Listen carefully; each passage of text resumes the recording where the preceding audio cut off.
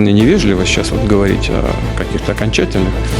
Moscow ওয়াশিংটনের কূটনৈতিক টানাপোড়েনের মধ্যেই স্পষ্ট হয়েছে ইউক্রেন যুদ্ধ নিয়ে শান্তি পরিকল্পনায় রাশিয়া বড় কোনো ছাড় দিতে রাজি নয়। মার্কিন দূত স্টিভ উইটকফের ফাঁস হওয়া ফোনালাপ এবং ট্রাম্পের নতুন প্রস্তাবকে ঘিরে যুক্তরাষ্ট্রের ভেতরেই চলছে তীব্র সমালোচনা। তবু দুই পক্ষই আলোচনার টেবিলে ফেরার প্রস্তুতি দেখাচ্ছে। রাশিয়ার জ্যেষ্ঠ কূটনৈতিক ইউরি উশাকভ স্পষ্ট করে জানিয়েছেন, মূল বিষয়গুলোতে সরে আসার কোনো প্রশ্ন নেই। এর মধ্যেই আগামী সপ্তাহে মস্কো সফরে যাচ্ছেন প্রেসিডেন্ট ট্রাম্পের বিশেষ দূত স্টিভ উইটকফ। ধারণা করা হচ্ছে তিনি 4 বছর ধরে চলমান যুদ্ধ বন্ধের সম্ভাব্য রূপরেখা নিয়ে আলোচনা করবেন। ট্রাম্পের দেওয়া 28 দফা শান্তি পরিকল্পনা মস্কো এগিয়ে নিতে আগ্রহ দেখালেও ইউক্রেন ও ইউরোপীয় মিত্ররা এর সংশোধিত সংস্করণ সামনে এনেছে। অন্যদিকে ইউক্রেনের প্রেসিডেন্ট ভলোদিমির জেলেনস্কি জানিয়েছেন, যুক্তরাষ্ট্র সমর্থিত কাঠামোতে তিনি অগ্রসর হতে প্রস্তুত, তবে বিতর্কিত ইস্যু নিয়ে ট্রাম্পের সঙ্গে সরাসরি কথা বলতে চান।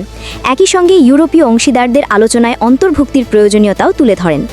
এদিকে উইটকফ উশাকভ ফোনালাপ ফাঁস হওয়ায় মার্কিন রাজনীতিতে তৈরি হয়েছে নতুন ঝড়। রিপাবলিকান দলেই ট্রাম্পের দূতের উপর সমালোচনা তীব্র হয়েছে। আইন প্রণেতা ব্রায়ান ফিটজপ্যাট্রিক ফোন কলকে বড় সমস্যা আখ্যা দিয়ে কৌশল বদলের আহ্বান জানান। সাবেক সেনেটর মিচ ম্যাকনেল বলেন, রাশিয়াকে কোনোভাবেই পুরস্কৃত করা যাবে না।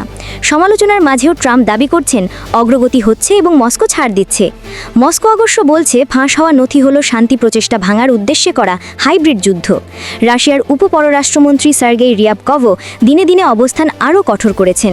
শান্তি চুক্তি নিয়ে প্রশ্ন করা হলে ক্রেমলিনের মুখপাত্র দিমিত্রি পেসকভ বলেন, এখনই কিছু বলার সময় আসেনি।